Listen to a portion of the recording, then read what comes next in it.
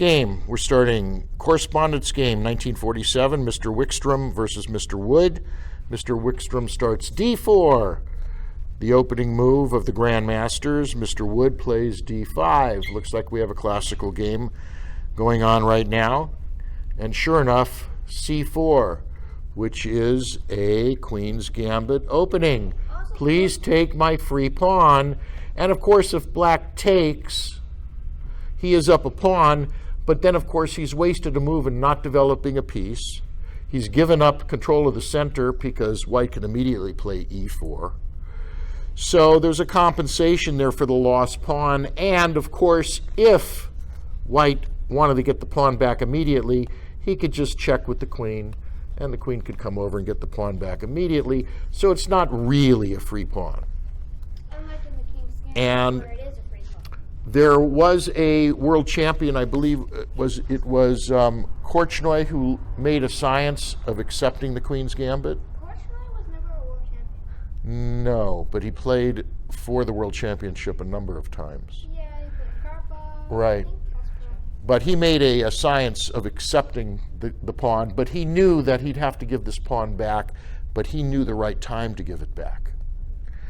So he made a science of that. But by and large, we mere mortals should not accept the pawn. And sure enough, black says, no, no, no. I'll allow my dark squared bishop to be developed, and if you want to waste a move, you can take, and I'll take back, and we'll still have an equal center. Following the book, knight c3, knight f6, putting a lot of pressure on d5. It looks like we're fighting over d5 almost immediately, because white's attacking it twice, and black is guarding it 3 times. Okay. White says, I'll take away one of the guards of d5 and pin it. Now, of course, black can, of course, move this knight if he wants to. He will lose his queen, and anybody that does that has to take up another game besides chess, because they're giving up 10 points for 4, and of course, there are other games besides chess. There's Tiddlywinks, Chutes and Ladders, and I love Candyland because of the purple squares. Okay, so remember, chess is not for everybody. But by and large, I would think that bishop to e7 would be the correct move. Let's take a look. I like bishop to b4. Actually, black decides to guard the knight with the other knight. The elephant trap. Okay. Knight f3, finally developing kingside. No elephants here. c6. Let's take a look. I'm thinking maybe he's going to bring out the bishop now and pin the knight. Can I point out that 2 moves ago, before knight f3 and c6 were played, white couldn't just take on d5 and one free pawn, and that's called the elephant trap, because then black would recapture with the knight after bishop takes queen. Then we have bishop to b4. Well, this was played in 1947. Maybe the elephant trap was not known back then. That was exactly 70 years ago, right? Yeah. I think it was known back then. Well, in this case, white finally decides to relieve the tension in the center. Pawn takes pawn. He takes back with the e pawn and not the c pawn. And the general rule is normally you capture towards the center, but in this case, I think you wanted to open the line for the bishop. so now the light squared bishop can come out on this diagonal once the knight moves. That's probably the reason that he did it that way. White continues with his development. He's probably going to post the bishop here at d3, and he's going to castle, which is what he should do. And sure enough, bishop e7, taking away the pin. And sure enough, bishop d3, getting ready to castle. So black says, I'm castling first, and white says, yes, you can castle first, but I've caught up pretty much. So let's take a look. Both sides have developed. Oh, but white has 4 minors developed. Yes, he has a definite advantage because his queen and his rooks are connected on the back rank. This bishop is still hemmed in. So I would say white has a definite advantage, not only of one tempo from the first move, looks like he's got 2 or 3 tempos by now. But it's only a slight advantage. Well, development is always a temporary advantage. Can you take advantage of it while you have that advantage? Rook to e8, taking the center file, at least it's a half open file. Queen to c2, probably so he can bring the rooks over and control the center files. Also, he's eyeing h7 with a check. Although the knight's guarding, you could get rid of the knight, but then it would be replaced by another knight. So, but I think white is setting something up here at h7. Sure enough, black says, "What's your intentions?" He said, "My intention is to take your knight." And he just replaces it to cover the h7 square again. And also gets his bishop out, or that clears the way for his bishop to get out. And white sinks a knight into e5. Beautiful little knight sitting there in black's territory. He's crossed over. That's an annoying knight. Very, very, very annoying knight. Might even be ready to sacrifice here, because if king takes, bishop here check, king back, and you can pick up the rook. But I don't know if a rook and a pawn are worth a bishop and a knight. I don't really think that they are. My reasoning is that a pawn controls 2 squares and a rook controls 15, 8 and 7. That's 17 squares of control for a rook and a pawn. A knight controls 8 and a bishop controls 14. 8 and 14 is 22 squares of control. What's more, 22 or 17? So in my mind, a bishop and a knight have 5 more squares of control than a rook and a pawn.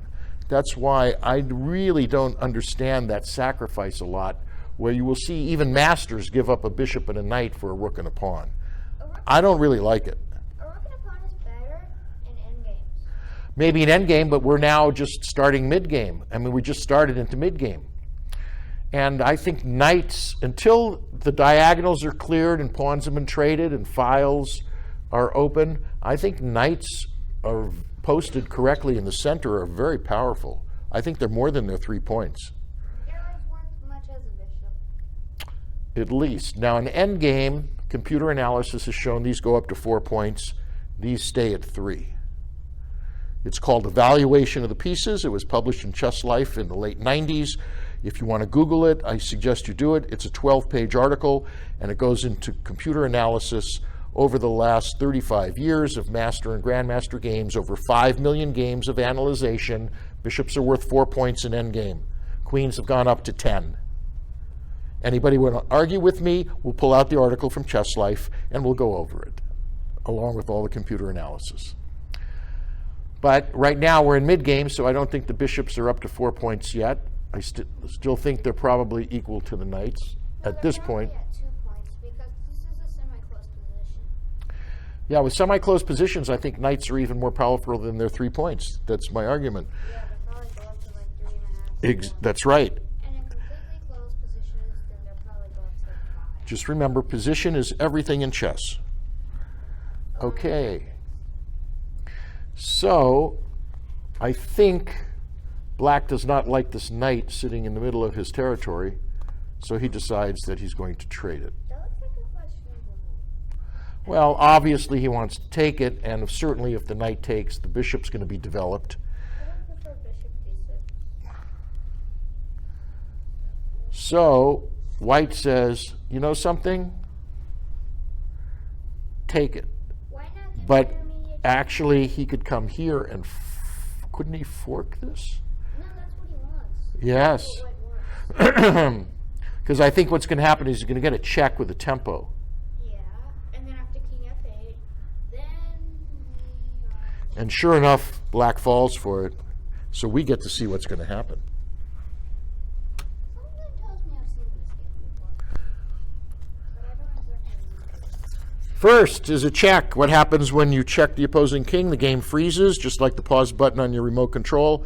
It is done. So black must take care of the check first. 3 ways to stop a check.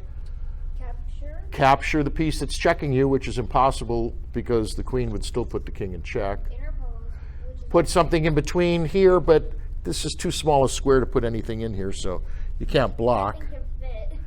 And the third way is just move the king away. But you know, with the knight check, there's only two ways Yeah. because there are no blocks with a knight check, which is the beauty of a knight check. There's only two ways to stop it. Capture the knight or move the king. So the king must move here, and since we have a check, Also a pawn check. Same thing with pawn checks. You can king moves over to f8. Because if you went here, this would be checkmate. So you have to come here, okay? And he saw that.